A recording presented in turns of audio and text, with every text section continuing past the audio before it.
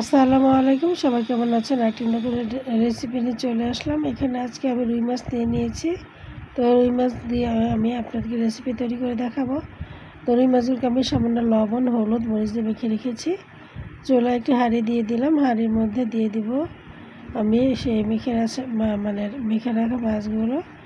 আর তেল কিন্তু বেশ ভালোভাবে গরম করে মাছগুলো দিতে হবে, নাহলে কিন্তু লেগে যাবে কড়াইয়ের মধ্যে বা প্যানের মধ্যে। তো মাছগুলো দিয়ে দিলাম। তো এদিকে রান্না করার জন্য মশলা নিয়ে নিয়েছি হলুদের গুঁড়া, মরিচের গুঁড়া, ধনিয়া গুঁড়া, আদা রসুন বাটা, জিরার গুঁড়া।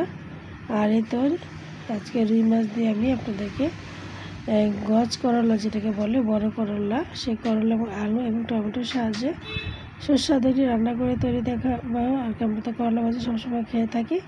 তো তরকারিটা দেখা যায় খুব কমই খাওয়া হয়, তো তরকারি রান্না করলাম, এই জন্যই খেতে ভালো লাগবে। তো মাছগুলোকে আমি উল্টে দিলাম।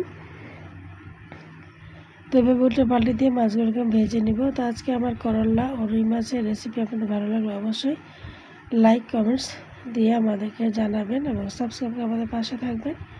তো মাছগুলো উঠিয়ে নিয়েছি। ওই তেলের মধ্যে আমি দিয়ে দিলাম পেঁয়াজ কুচি 1/4 কাপ পরিমাণ।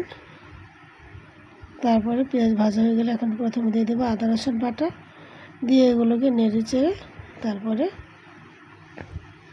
সামান্য একটু পানি দিয়ে দিব, যেহেতু এখন শুকনো মশলাগুলো দিব। পানিটা দিয়ে নেড়ে চেড়ে নিলাম। আর এই যে শুকনো মশলা সবগুলো দিয়ে দিলাম।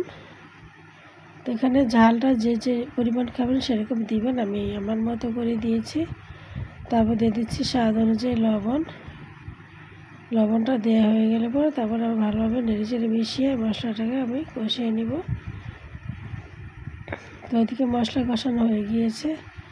এখন আমি কেটে রাখা করলা এবং আলুগুলোকে একসাথে দিয়ে দিব, দিয়ে নেড়ে চেড়ে মশলার সাথে মিশিয়ে নিব। নিয়ে তারপরে আমি ঢাকা দিয়ে ঢেকে 3 থেকে 4 মিনিট প্রথমে কষিয়ে নিব।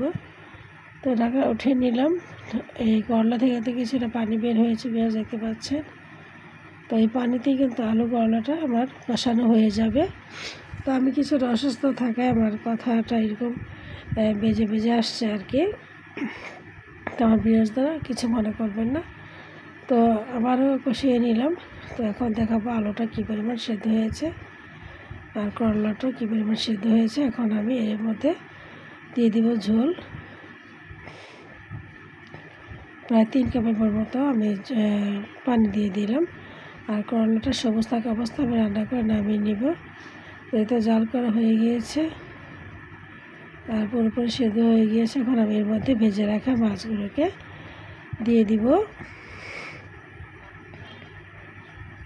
তো আমার চ্যানেলটিকে আগে থেকে যারা সাবস্ক্রাইব করে রেখেছেন ভাইয়া আপুরা বা যে কোনো আন্টিরা, সবাইকে জানাচ্ছি অসংখ্য ধন্যবাদ আমার পাশে থাকার জন্য। এভাবে আমার পাশে থাকবেন। আর আমার রান্নাগুলো আমি অনেক কষ্ট করে তৈরি করি, যে কোনো রেসিপি।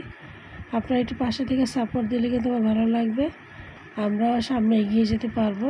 পুরানদের মতো যারা একসময় নতুন ছিল তারা কিন্তু এখন অনেক এগিয়ে গিয়েছে।